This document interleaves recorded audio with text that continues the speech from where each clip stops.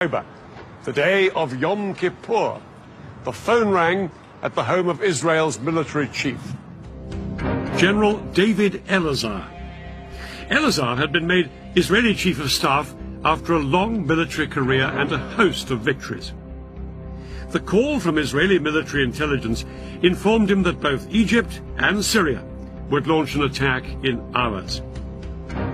Elazar's immediate thought was to send his air force to hit the Arabs before they had a chance to strike. But that decision could only be taken in the halls of power by Israel's politicians. And ultimately, that meant one person, Israel's Prime Minister, Golda Meir. This 75-year-old was seen as the Iron Lady of Israeli politics. But she said no to airstrikes. She argued that if Israel was to win international support after the Six-Day War, it had to be seen not as the aggressor, but the victim. Elazar was appalled at his leader's reaction. He was only given permission to mobilize a fraction of the reservists he needed, and yet, within a few hours, his country would face invasion on two fronts. Egypt and Syria were poised to launch their attack.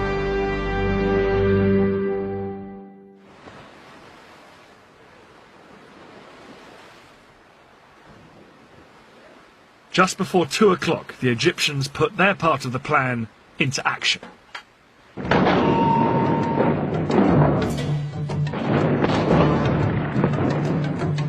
Their assault across the canal on the forts of the Bárlíf line was such a momentous event in Egyptian history, it was later restaged for the cameras.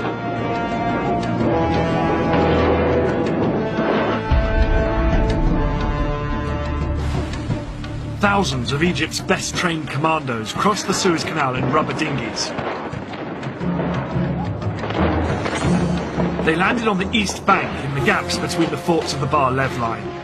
The Egyptian commandos then scrambled up the high sand ramparts.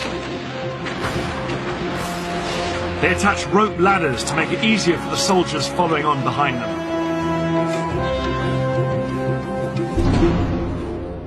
Behind this first wave were 100,000 Egyptian infantry and more than 1,000 tanks waiting to cross the canal. But the biggest obstacle to them were the giant sand ramparts on the Israeli side. These were as much as 60 feet in height. It was impossible for the Egyptian tanks and heavy artillery to climb up and over them. The Egyptians experimented with using dynamite to blow holes in them, but this was found to take far too long. But then one junior engineer officer had a flash of genius. He suggested using high-pressure hoses to blast the ramparts with water from the canal.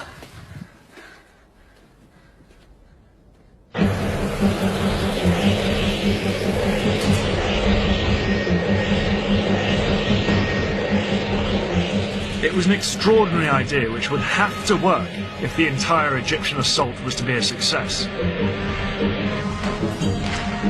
4 hours into the attack, and with fighting raging around them, the Egyptian engineers finally broke through the ramparts, and the first tanks started to pour through. I never believed I would see the day when I was in Sinai. But this was actually Sinai. I looked back at the West Bank, and all the green on the other side, and to the east, all I could see is desert. It was good feeling. The eastern bank of the canal now became a battlefield. The Israelis manning the forts sprayed machine gun fire at their Egyptian attackers to try and stem the tide. But within 2 hours, 23,000 of Egypt's infantry were on the east bank, and had advanced up to 1 mile into Sinai.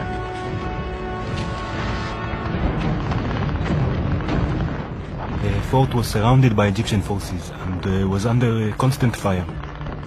We made repeated calls for help. We fired from time to time and reported back what we saw. But mainly, we tried to keep up our morale.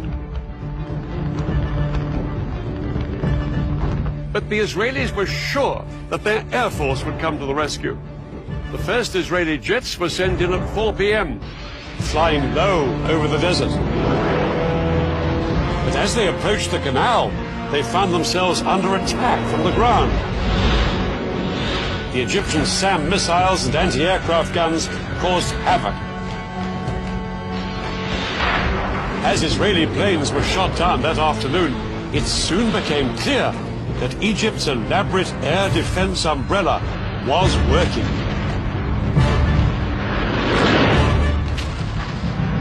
Israel's single greatest weapon, its air force, was virtually powerless to hold back the Egyptian onslaught.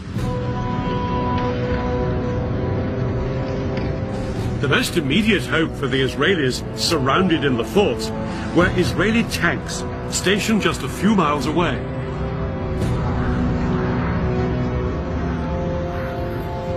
The Israeli tanks raced towards the canal. They thought they'd throw the Egyptians back as easily as they had done in 1967. But as they got closer, they found themselves coming under attack from a weapon they'd never faced before. The Saga missile. This Soviet-made weapon was specifically designed to punch through the thick metal armor of tanks. Yet it was small enough to be carried onto the battlefield in a backpack. Unlike bigger anti-tank guns, the Saga could be set up in moments. This lightweight piece of kit was made all the more lethal because the missile could be steered onto its target. 1973, the Saga was turning the Sinai into a tank graveyard. The tanks, which were the pride of Israel's army, were being destroyed by Egyptian infantrymen. Israel had begun the war with around 300 tanks in Sinai. By the end of the first 36 hours, they'd lost approximately half of this number. Things were critical for the Israeli soldiers in Sinai.